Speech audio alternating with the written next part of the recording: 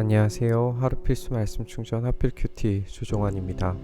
오늘 함께 나눌 하나님 말씀은 잠언 7장 1절에서 9절 말씀입니다. 함께 읽으면서 묵상하시죠. 아이들아, 내 말을 지키고 내 명령을 너의 마음속에 깊이 간직해라.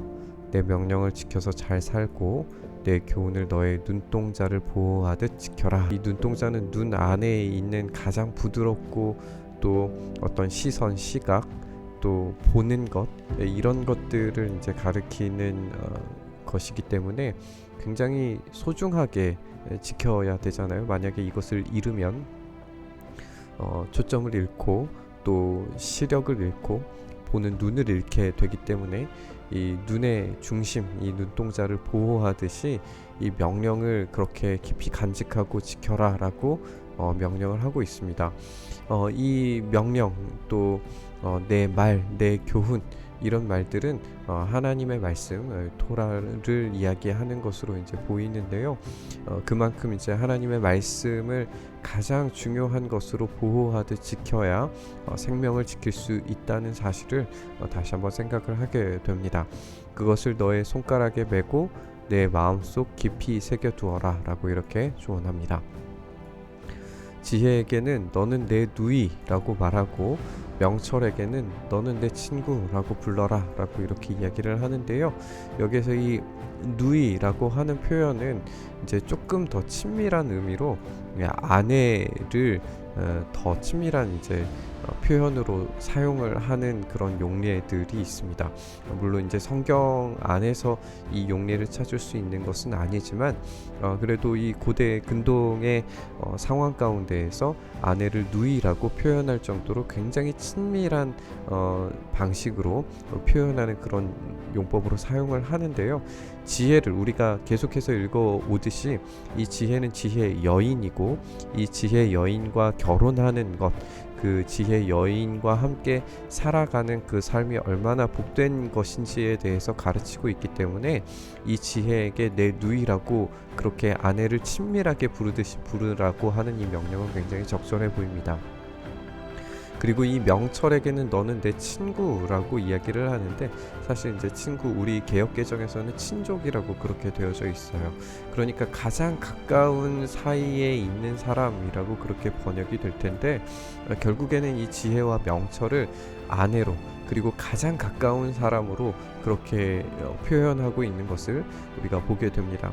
그만큼 이제 지혜와 결혼하는 삶에 대해서 지금 강조하고 있는 것을 보게 되고, 앞으로 읽게 될 이 부도덕한 여인, 이 우매한 여인, 미련한 여인으로 표현되게 될 이 여인과의 관계는 파괴적이고, 이 지혜 여인과의 결혼하는 삶이야말로 진짜 아름답고 복된 삶이라는 것을 가르치게 될 겁니다.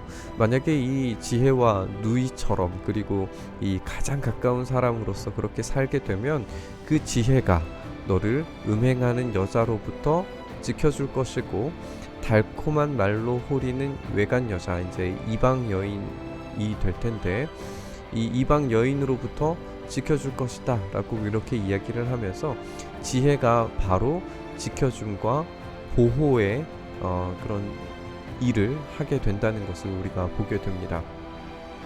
어리석은 사람들은 이 지혜를 멸시하고 하나님 경외하기를 멸시하면서 이 보호를 받지 못해요.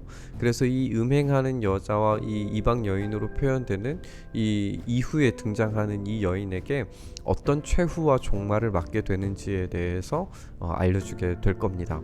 그래서 이 지혜를 사랑하지 못하고 하나님 경외의 삶을 살아내지 못하는 사람의 유혹의 방식을 이제 시작을 하게 되는데요. 이 지금 말하고 있는 화자는 집 창가에서 창살문으로 내다보다가 어수룩한 젊은이들 가운데 지혜 없는 젊은이가 있는 것을 보았다. 그러니까 이 지혜 없는 젊은이는 어떠한 보호도 받지 못합니다. 이 지혜 없는 젊은이가 이 지혜의 지켜줌과 이 보호를 받지 못하는 방식으로 지금 어떻게 파멸해 가는지에 대해서 보여주게 될 거예요. 그는 거리를 지나서 골목 모퉁이로 가까이 가서 그 여자의 집으로 가는 길로 발걸음을 옮기게 됩니다. 이것이 의도적이었는지 아니면은 비의도적이었는지 우리는 알 수가 없어요. 이것이 이제 그 여자의 집으로 가는 길이라고 하는 이 말 자체가 어떤 파괴적인 성향을 가지고 있는 의도적인 그런 방향성으로 보이지는 않습니다. 그냥 지혜 없는 이 젊은이가 보호받지 못한 상태로 자신도 모르게 어디론가 지금 흘러가는 중이에요. 그래서 이 골목 모퉁이 이곳으로 지금 가까이 가는 이 상황이 매우 위험천만하다는 것을 지혜 없는 젊은이는 알아차리지 못하고 있습니다. 이 창가에서 쳐다보고 있는 이 화자는 이 지혜 없는 젊은이의 지금 방향성을 목도하고 있지만, 지혜 없는 젊은이는 그 보호를 받지 못하기 때문에, 지혜의 보호를 받지 못하고 있기 때문에 자기가 지금 어디로 가는지 모르고 있습니다.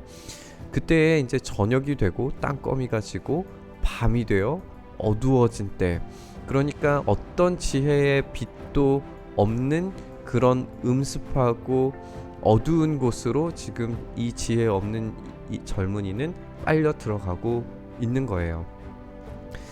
이런 방향성을 우리가 생각을 해볼 때에 이 지혜 없는 젊은이가 보호받지 못하는 이런 상황이 얼마나 파괴적인 결과물을 낳게 될 것인가, 우리는 앞으로 이 7장 후반부에서 지켜보게 될 겁니다. 우리는 이 장면에서 두 종류의 사람을 보게 돼요. 이 지혜의 보호를 받는 사람과 어리석은 남자의 이 대비입니다. 지혜로운 사람은, 지혜를 얻은 사람은 지혜와 함께 가장 친밀하고 그리고 가장 은밀한 아름다운 사랑을 나누고 있는 이 지혜와 결혼한 사람은 보호함을 받게 될 거예요. 음행하는 여자, 또 외간 여자로부터 보호를 받게 됩니다. 그러나 어리석은 사람은 이 하나님의 율법과 이 하나님의 가르침에 대해서 무지한 사람은 지금 파멸의 길을 자신도 모르게 걸어가고 있다는 것을 보게 돼요. 우리가 이렇게 생각을 해본다면, 우리가 무엇을 붙잡으면서 살아가는 것이 참된 복된 길인가에 대해서 생각을 하게 됩니다. 우리의 삶의 방향성이 이 참된 복된 삶으로 나아가려면 하나님의 가르침과 이 하나님의 지혜, 하나님의 명철, 여호와 경외의 삶을 살아낼 때에만 참된 복된 인생을 살아갈 수 있게 될 거예요. 그러나 이 지혜를 무시하고 그 가운데 살아가지 않으면 자기가 모르는 상태에서 나도 모르게 이 파괴와 파멸로 지금 끌려가고 있다는 사실을 자기도 모른 채 지금 끌려가는 거예요. 앞으로 계속 읽어보겠지만, 이 여자는 굉장히 유창한 언어로, 유창한 가르침으로 다가오게 될 겁니다. 그 가르침의 꼬임에 빠져들었을 때에는 자기가 얼마나 잘못된 길을 걷고 있는지에 대해서 인식조차 못하는 상태예요.